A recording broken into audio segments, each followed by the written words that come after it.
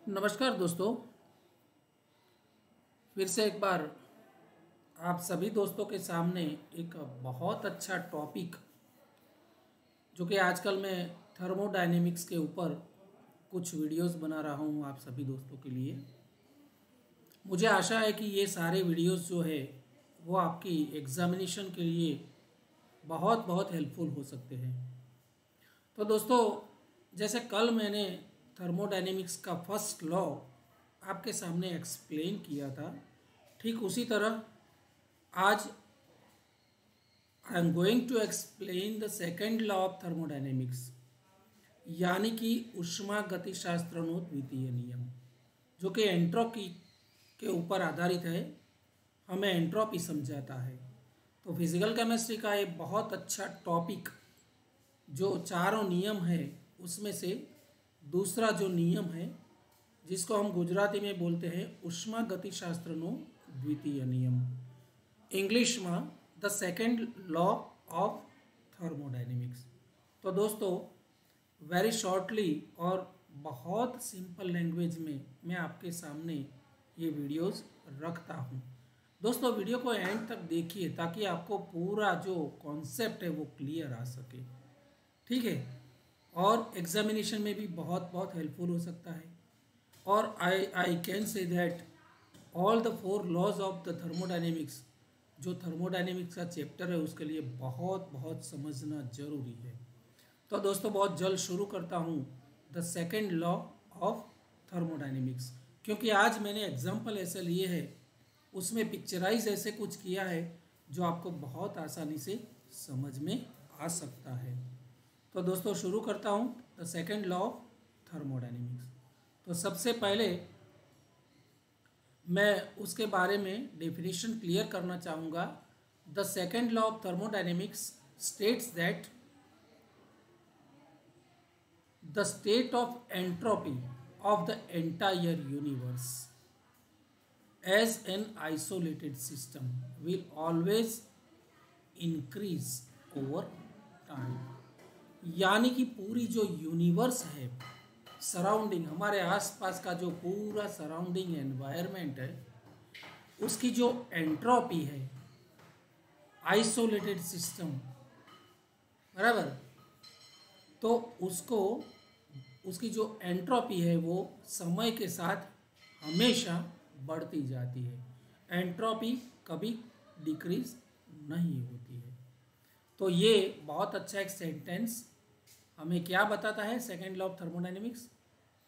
It will state that the state of entropy, यानी कि entropy की जो स्थिति है किसी भी यूनिवर्स की, एंटायर यूनिवर्स की, वो एज एन आइसोलेटेड सिस्टम, एक आइसोलेटेड सिस्टम की तरह it will always increase over time, यानी कि समय के साथ वो हमेशा बढ़ती है।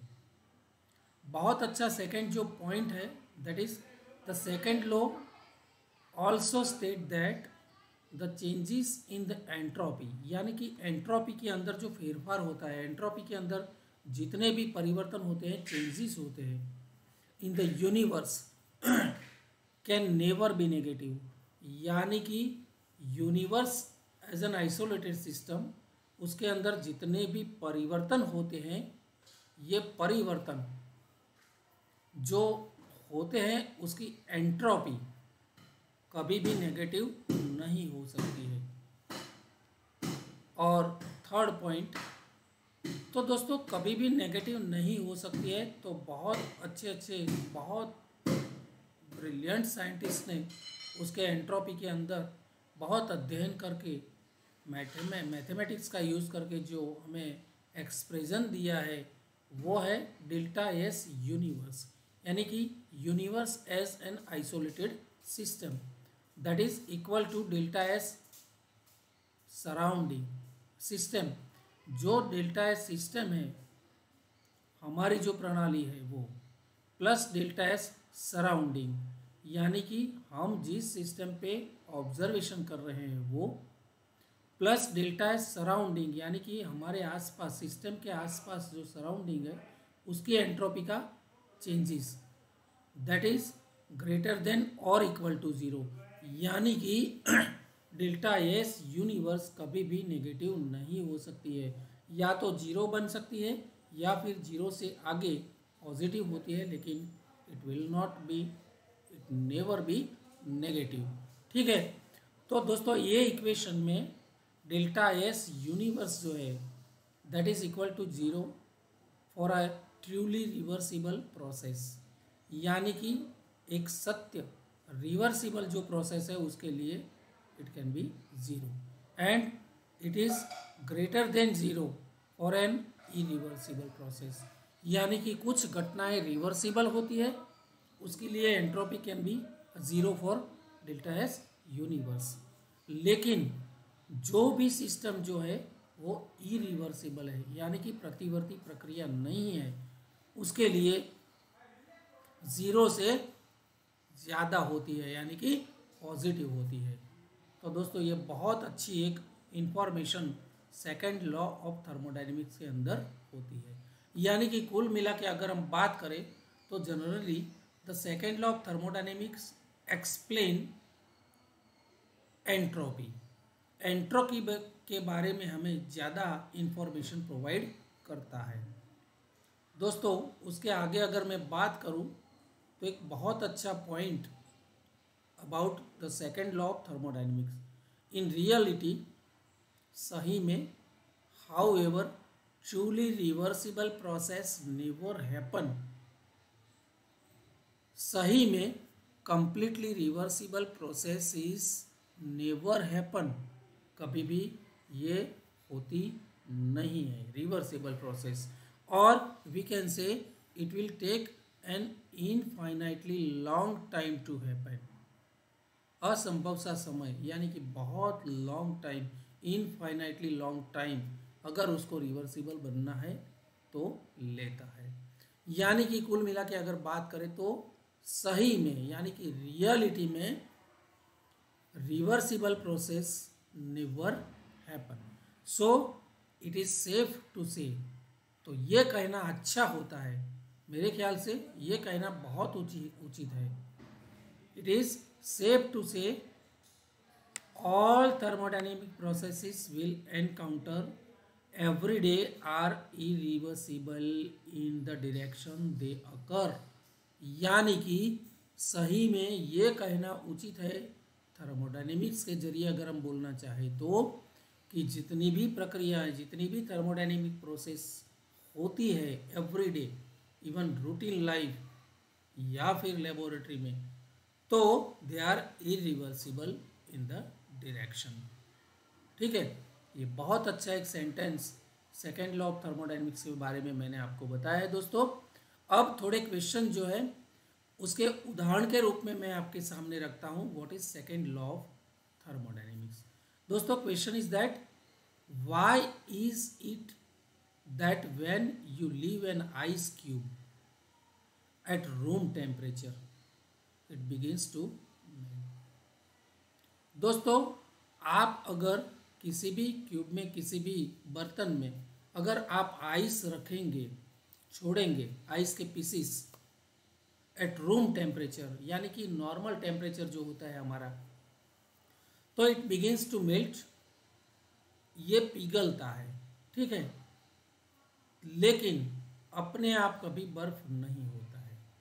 ठीक है, अगर हम उसको बर्फ बनाना चाहे तो बर्फ बनेगा, लेकिन नॉर्मल टेम्परेचर के ऊपर बर्फ जो हम किसी भी बर्तन में रखते हैं वो हमेशा पिघलता ही है। तो इसका कारण क्या है दोस्तों? इसका कारण है उसकी एंट्रोपी, एंट्रोपी इंक्रीज होती है। तो ये थर्मोडायनेमिक्स का सेकंड लॉ हमें प्रोवाइड करता है। तो दोस्तों जैसे बर्फ़ के पीस है आइस के, वो हमेशा पिघलते हैं, ठीक है, नॉर्मल टेम्परेचर के ऊपर। So that is a good example of the second law of thermodynamics. Again the second example, best example is that why do we get older? हमारी उम्र बढ़ती ही है, इट नेवर यंगर। दोस्तों हम बच्चे होते हैं, फिर बड़े बनते हैं, यंग बनते हैं, उसके बाद प्रौढ़ बनते हैं, उसके बाद बूढ़े बनते हैं। तो why do we get older, हमारी एज बढ़ती ही जाती है और बढ़ती जाती उम्र में हमारा देखाव जो है, हमारा शेप जो है, हमारा कुल मिला के हमारी पर्सनालिटी देखिए, ये पिक्चर में मैंने बताई है, जो younger lady and the same lady is older lady. तो why do we get older and never younger? So this is the best example of the second law of thermodynamics, क्योंकि entropy बढ़ती ही है, एंट्रोपी कभी शून्य से नीचे नहीं आती है, क्योंकि यूनिवर्स की ज़्यादातर प्रोसेस, कुल मिला के कुल प्रोसेस जो बोले तो भी सही है, ये सारी जो thermodynamic process that is not reversible, irreversible. So entropy is equal to और ग्रेटर देन ज़ीरो होती है। थर्ड एग्जाम्पल अगर मैं देना चाहूँ तो, why is it whenever rooms are cleaned they become messy again in the future? जितनी भी हम रूम में, बेडरूम में क्लैरिटी करेंगे, क्लियर करेंगे, क्लीन करेंगे उसको, फिर भी वो it becomes messy again and again in future. So this is the practical, जिसको हम बोलते हैं व्यावहारिक उदाहरण, उसके तौर पे मैंने आपको सेकेंड लॉ, ये दिस इज़ द क्लीन करने के बाद ऐसी होती है, लेकिन after some days it will like this. तो ये जो एंट्रोपी की अव्यवस्था जो है, उसके बारे में ये सेकेंड लॉ हमें बहुत कुछ कहता है। दोस्तों, certain things happen in one direction and not the other, एक ही दिशा में होती है। This is called the arrow of time. ये समय का एक बदलाव होता है, समय के साथ जितनी भी थर्मोडायनेमिक्स जो रिएक्शंस प्रोसेसेस है, वो एक ही दिशा में इरिवर्सिबल चलती रहती है, and it encompasses every area of science। ठीक है, the thermodynamic arrow of time, यानी कि जिसको हम थर्मोडायनेमिक्स की भाषा में एंट्रोपी बोलते हैं, it is the measurement of disorder with in a system. जिसको हम व्यवहारिक उदाहरण पे देखें तो मैंने जो पिक्चर आपको बताए उस तरह से हम उसको एक्सप्लेन कर सकते हैं। लेकिन अगर if you do explain in the sense of thermodynamic subject, then we can say that this is nothing but the entropy. ये कुछ नहीं है, समय जो है, एरो ऑफ द टाइम जो है, thermodynamic arrow of the time, that is nothing but the entropy. And entropy, what is entropy? It is the measurement of disorder with in a system. कोई भी प्रणाली है, कोई भी सिस्टम है, उसकी जो अव्यवस्था है, उसका एक मापदंड है। अव्यवस्था जिसको हम डिसऑर्डर बोलते हैं, उसका एक मापदंड जो है वो है एंट्रोपी। इसको हम डेल्टा एस के जरिए डिनोट करेंगे। Delta S that is the changes in entropy. So the change of entropy suggest that time itself is asymmetric with respect to order of an isolated system। किसी भी isolated system जो है, वो isolated system का जो order है, उसके संदर्भ में उसकी एसिमेट्रिक यानी कि अव्यवस्थितता, जिसको प्योर गुजराती में बोले तो अव्यवस्थितता का मापदंड है। ठीक है, अव्यवस्थितता that is the measurement of disorder. कोई भी आइसोलेटेड सिस्टम जो है, उसकी एंट्रोपी का मापदंड अव्यवस्थितानु माप दैट इज डेल्टा एस। तो ये डेल्टा एस के बारे में हमें बहुत कुछ बताता है the second law of thermodynamics. दोस्तों, अब लास्ट में अगर एक बात करूँ तो उसका मीनिंग होता है a system will become more disordered as time increase. यानी कि समय के साथ में जैसे जैसे समय बढ़ता है तो system will become more disorder, यानी कि कोई भी आइसोलेटेड सिस्टम ज़्यादा से ज़्यादा, ज़्यादा और ज़्यादा, मोर एंड मोर डिसऑर्डर, अव्यवस्थित होती जाती है। तो ये सारी बातें हमें सेकेंड लॉ ऑफ थर्मोडायनेमिक्स यानी कि ऊष्मा गतिशास्त्र के सेकेंड लॉ में से हमें ये सारी बातें जानने को मिलती है। दोस्तों, आशा करता हूँ कि सेकेंड लॉ ऑफ थर्मोडायनेमिक्स मैंने जो आज बहुत सिंपल लैंग्वेज में व्यवहारिक उदाहरण के तौर पर मैंने आपको समझाने का प्रयास किया है। केमिस्ट्री में ये सारे थर्मोडायनेमिक लॉज जो है वो मैं एक्सप्लेन करने वाला हूँ।